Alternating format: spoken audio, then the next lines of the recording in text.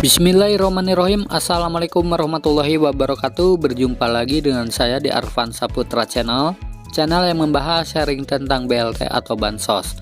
Nah, pada kesempatan hari ini saya akan memberikan informasi aturan terbaru ya teman-teman untuk penerima bantuan PKH, BPNT maupun KIS PBI atau BPJS Kesehatan yang biaya iurannya ditanggung oleh pemerintah. Nah, kira-kira ada aturan apa lagi ya teman-teman? Kalian simak video ini sampai selesai dan jangan di skip-skip ya agar tidak gagal paham. Nah, namun sebelum videonya kita lanjut, bagi teman-teman yang baru bergabung dan ingin mendapatkan informasi terbaru tentang Bansos, silahkan kalian klik tombol subscribe-nya dan aktifkan kode loncengnya terlebih dahulu ya, supaya mendapatkan informasi terbaru tentang Bansos dari channel ini. Oke, terima kasih bagi teman-teman yang sudah mengklik tombol subscribe-nya. Semoga berkah dan dimudahkan segala urusannya serta dilancarkan rezekinya. Amin ya Allah ya Robbal Alamin. Nah, tanpa berlama-lama mari kita langsung pada berita intinya ya. Nah, di sini ada aturan terbaru ya teman-teman, dan ini dikutip langsung dari Pusat Data dan Informasi Kesejahteraan Sosial Kementerian Sosial Republik Indonesia atau Pusdatin Kesos Kemensos RI ya teman-teman. Nah, di sini ada aturan untuk penerima bantuan ya teman-teman, dan penerima bantuan iuran jaminan kesehatan. Nah, di sini dapat dinyatakan tidak layak jika memenuhi kriteria sebagai berikut. Nah, jika memiliki kategori sebagai berikut itu tidak layak menerima bansos ya. Nah, yang pertama itu adalah alamat tidak ditemukan. Nah, jadi si penerima bantuan baik itu PKH, BPNT maupun KIS PBI, jika alamatnya tidak ada ya teman-teman, atau tidak ditemukan di alamat yang sudah terdaftar di DTKS ataupun di Dukcapil, maka itu tidak bisa mendapatkan bansos ya teman-teman, karena datanya harus real ya dengan yang ada di DTKS dan di Dukcapil.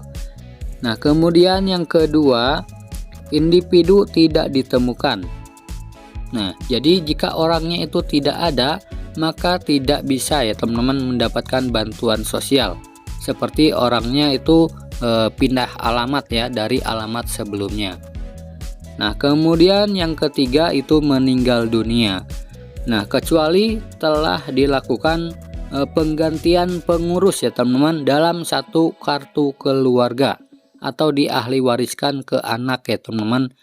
Nah, kemudian yang keempat itu memiliki pekerjaan sebagai ASN, TNI atau polisi. Nah, jika memiliki pekerjaan sebagai anggota sipil negara ya teman-teman, atau TNI ataupun polisi, itu tidak boleh menerima bansos. Kemudian yang kelima adalah anggota keluarga ASN, TNI atau polisi. Nah, keluarganya pun tidak boleh ya teman-teman. Kemudian yang keenam, sudah mampu atau tidak memenuhi kriteria sesuai dengan pedoman umum setiap program yang didapatkan. Nah, kemudian yang ketujuh adalah pensiunan ASN, TNI atau polisi. Nah, jadi untuk pensiunan pun tidak boleh menerima bansos ya teman-teman. Kemudian yang kedelapan, memiliki pekerjaan sebagai guru tersertifikasi ya teman-teman. Nah, kemudian yang selanjutnya, yang kesembilan, memiliki penghasilan rutin yang berasal dari APBN atau APBD. Nah, termasuk pegawai desa ya teman-teman atau perangkat desa, itu tidak boleh menerima bansos.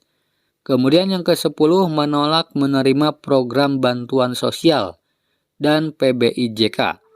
Nah, jika dikasih bantuan dan dia menolak, itu artinya orang kaya ya teman-teman. Nah, kemudian yang ke-11, penghasilan di atas upah minimum provinsi atau upah minimum kabupaten atau kota. Nah, jika memiliki gaji di atas UMP ya teman-teman atau UMK, maka tidak boleh menerima bansos lagi. Kemudian yang ke-12 terdaftar sebagai pengurus atau pemilik perusahaan. Nah, jika kalian memiliki perusahaan ataupun memiliki usaha ya teman-teman yang lebih besar, itu tidak boleh menerima bansos. Kemudian yang ke-13 terdaftar sebagai tenaga kesehatan.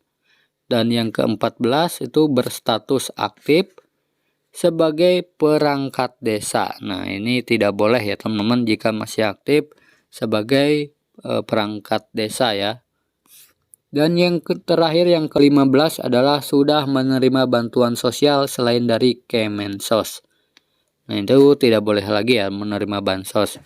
Jadi tidak boleh double-double sepertinya ya teman-teman.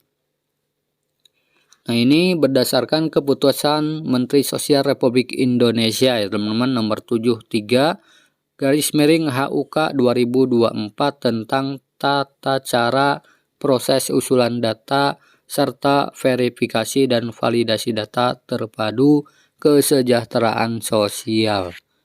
Nah, jadi itu adalah aturan untuk penerima bantuan sosial ya teman-teman. Nah, semoga video ini bermanfaat.